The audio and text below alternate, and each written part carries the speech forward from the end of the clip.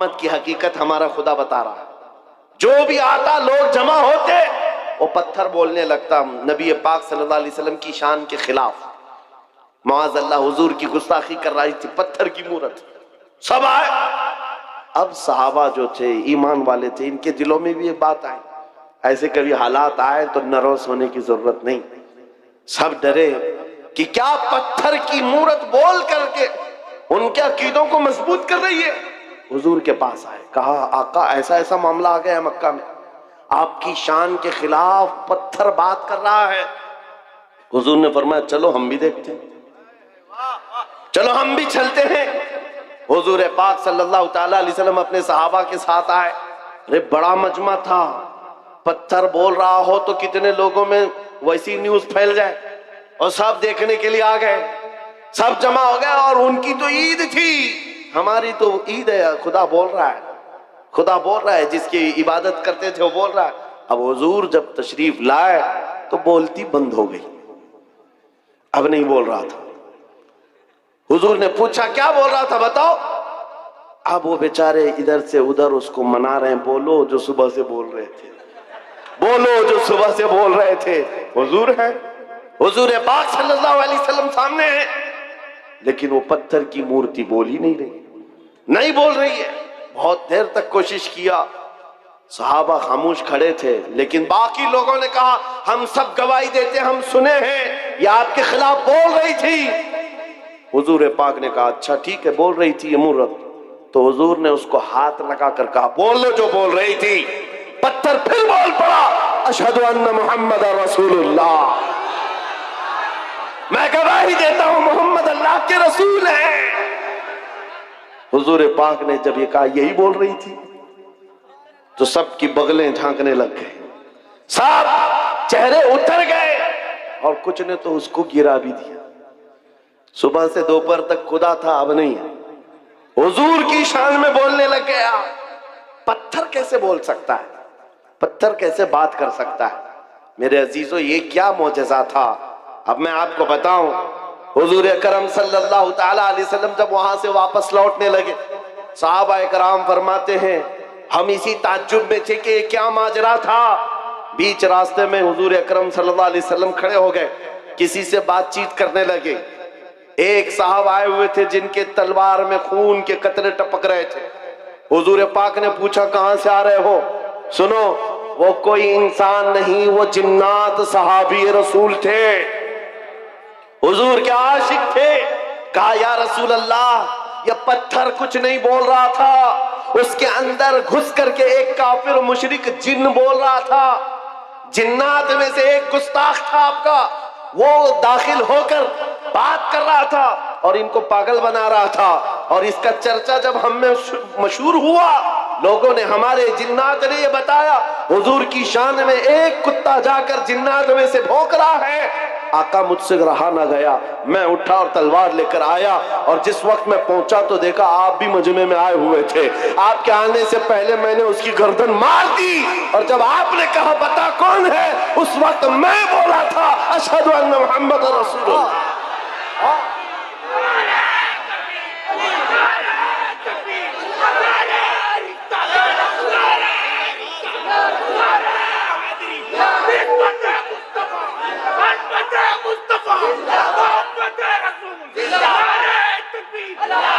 इस्लाम की फितरत में कुदरत ने वो लचक दी है, जितना ही दबाओगे उतना ही वो उभरेगा। कोशिश जहां जहां करके देखा है इन्होंने, हर जगह पर अल्लाह करीम मीनारे नूर को और बुलंद फरमाता है। बगदाद में भी ऐसे ही हुआ था, ततारियों ने हमला किया था। ततारी एक जमात है, पूरे मुसलमानों को काट कर रख दिया था और खोपड़ियों से मीनार बनाया था। दरियाए दजला के पानी को मुसलमानों के खून से लाल कर दिया था। और दरबार में एक बार ततारियों के बादशाह ने एक ईसाई पादरी को बुलाया था और चंद मुसलमानों को जंजीर में बांध करके उसके दरबार में खड़ा किया था। पीछे हाथ बंधे हुए उलमा हैं, मोमिनीन की जमात है, लेकिन एक ईसाई पादरी को बुलाया और कहा इनके नबी की शान में खूब गालियां दो और इनको जलाओ, इसलिए कि दुनिया को अच्छी तरह से मालूम है इनको काटने से मारने से उतनी तकलीफ नहीं होती, इनके नबी के खिलाफ बोलो तो ज्यादा तकलीफ होती है। आज भी वही हाल है। आज भी यही हाल है। ये दुनिया जानती है हम अपने ऊपर आए हुए जुल्म को सह लेते हैं, लेकिन हुजूर के नाम पर एक जुमला भी सहने की ताकत नहीं रखते। ये ईमान है हमारा, ईमान है। जब वो ईसाई पादरी दरबार में, भरे दरबार में भौंकने लगा हुजूर की शान, पता है उस वक्त क्या हुआ था? बादशाह का एक पाला हुआ कुत्ता, जिसको सोने की जंजीर से बादशाह बांधता था, ट्रेंड कुत्ता है, आवारा कुत्ता नहीं, पाला हुआ। और पाले हुए कुत्ते हर चीज जानते हैं। वो कुत्ता वहीं से भौंकने लगा पादरी के ऊपर। और लोगों ने कहा पादरी को कि चुप हो जा, बादशाह का कुत्ता नाराज हो रहा है। पादरी ने कहा मेरे कलाम में, मेरे बयान में उससे इसका क्या ताल्लुक है? कुत्ता क्या समझ रहा है? कुत्ता क्या समझेगा? फिर वो हुजूर की शान में पादरी बोलने लगा, कुत्ता फिर भौंकने लगा, फिर भौंकने लगा। ये बादशाह का कुत्ता है, खामखा नहीं भौंकता। पादरी किसी की नहीं सुना। फिर तीसरी बार हुजूर की शान में गुस्ताखियां, हर्जा सराई करने लगा। कुत्ता जंजीर तोड़कर निकल आया और भरे दरबार में आया और ऐसा हमला किया उस पादरी के ऊपर, चढ़कर दम जदन में उसको फाड़ कर दो टुकड़े कर दिए। ऐसी हैबत तारी थी सबके ऊपर, ऐसी हैबत तारी थी, कोई कुत्ते के करीब नहीं जा रहा था। बादशाह कुर्सी से खड़ा है, दरबारी सब खड़े हैं। और उस वक्त जो मोमिनीन है, उलमा की जमात, जंजीरों में उनके हाथ बंधे हुए थे, वो कहने लगे मौला तेरा कैसा करम है, हाथ बंधे हुए हो मोमिनीन के। उस वक्त ये ख्याल आता है अब नबी की इज्जत को कौन बचाएगा? जब रब चाहता है कुत्तों से भी अपने नबी की इज्जत की हिफाजत करता है। और ये आम कुत्ता नहीं, इमाम इब्ने हजर अस्कलानी लिखते हैं कि इस कुत्ते की इस हरकत की वजह से सिर्फ डर नहीं बैठा था, उस दरबार में मौजूद 10,000 ततारियों ने इस्लाम कबूल कर लिया। कहां से मिटाओगे, कहां से निकालोगे? इस्लाम की फितरत में कुदरत ने वो लचक दी है, जितना ही दबाओगे उतना ही वो उभरेगा। आज के दौर के कुत्तों से भी मैं कहता हूं, आज बहुत सारे लोगों को खुजली हुई है, जगह जगह बैठकर छोटी वीडियो बनाएंगे, वायरल करेंगे, इस्लाम का विनाश कर देंगे, 20 लाख लोगों को कत्ल कर देंगे। ये बातें आती रहती हैं। ऐ मेरे अजीजों, ज्यादा ध्यान देने की जरूरत नहीं। मैं उनको सिर्फ इतना ही कहता हूं, वो पहले अपनी खुजली मिटा करके दिखाएं। इस्लाम मिटाना बहुत दूर की बात है। इस्लाम किसी छोटे पौधे का नाम नहीं है, उस अजीम दरख्त का नाम है जिसकी जड़ें तहतुस सरा में है, उसकी शाखें औजे सुरैया पर हैं।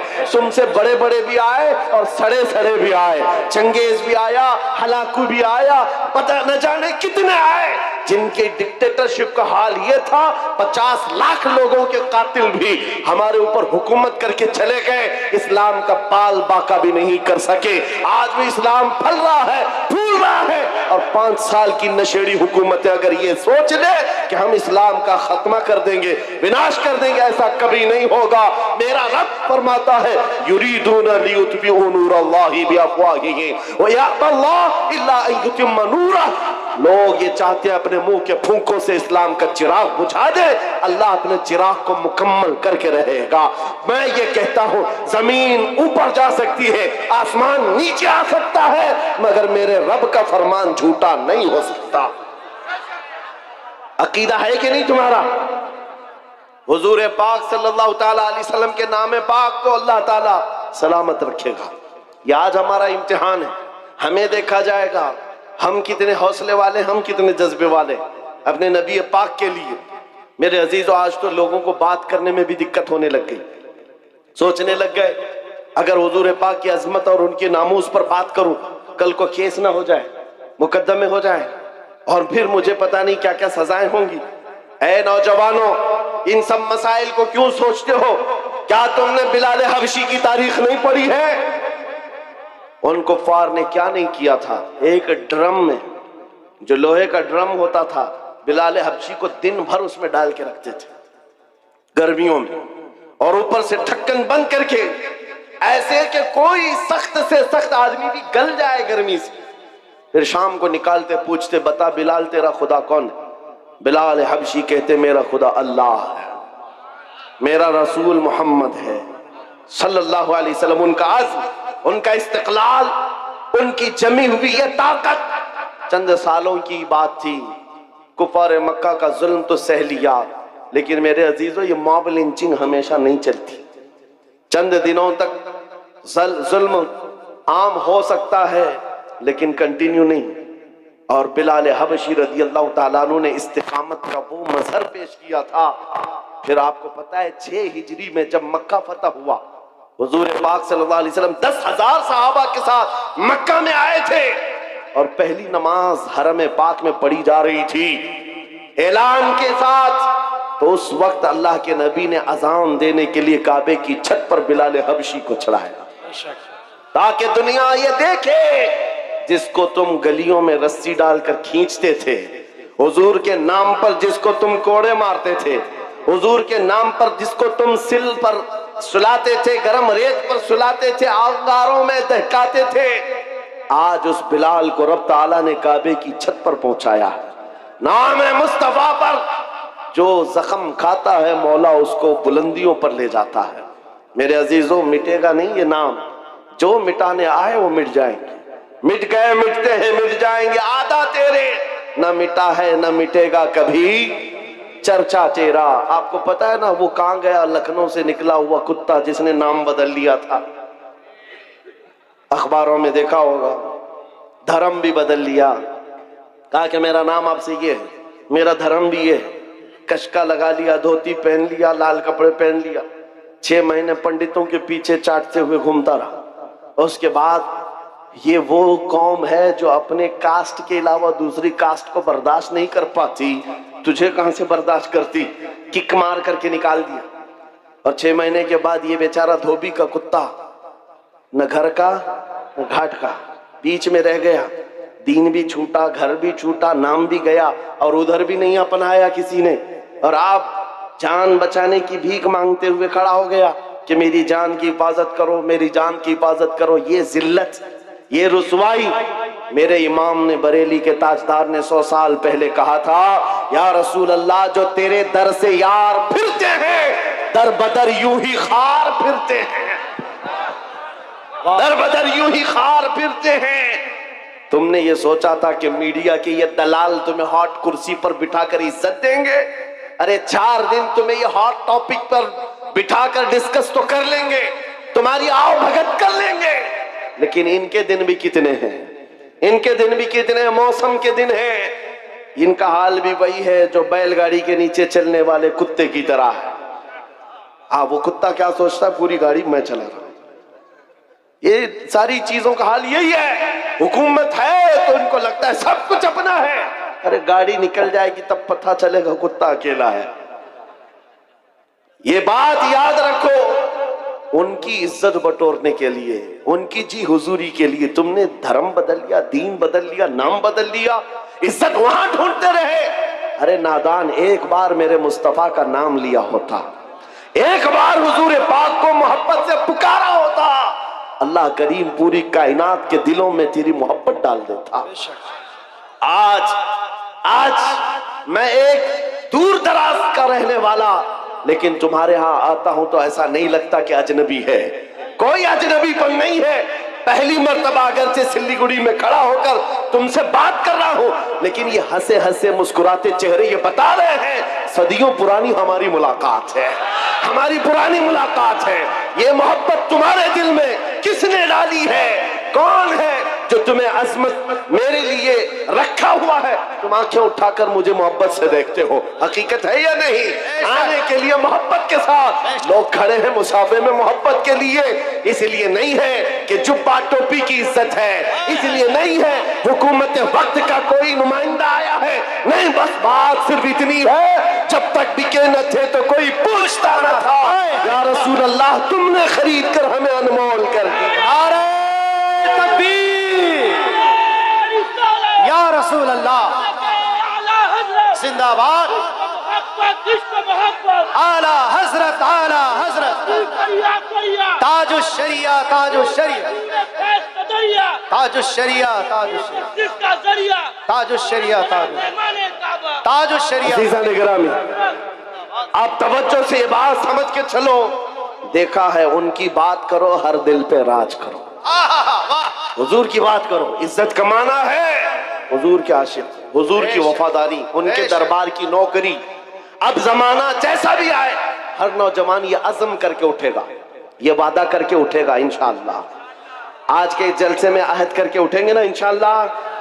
हाँ, मैं जंग के मैदान में नहीं उतार रहा हूं, मैं तुम्हें मैदानी कत्ल किताल में नहीं उतार रहा हूं, बस उस मैदान में उतार रहा हूं जब जब नबी पाक की सुन्नतों को दुनिया खत्म करने की कोशिश करेगी, आसमान से जमीन से मदद आने के लिए इंतजार नहीं करोगे, हर घर से बच्चा निकलेगा, तुम जितने मेरे नबी की मुखालफत करोगे, मैं अपने हर बच्चे को हुजूर का आशिक बनाकर निकालूंगा।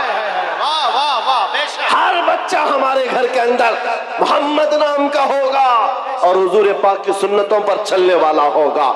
तुम कितनी दाढ़ियां निकालोगे, कितनी टोपियां छुपाओगे, ऐ मुसलमानों ये आज़म करके उठो, मेरे हर घर का बच्चा हुजूर की सुन्नतों का आशिक होगा, निकलेगा रास्ते पर।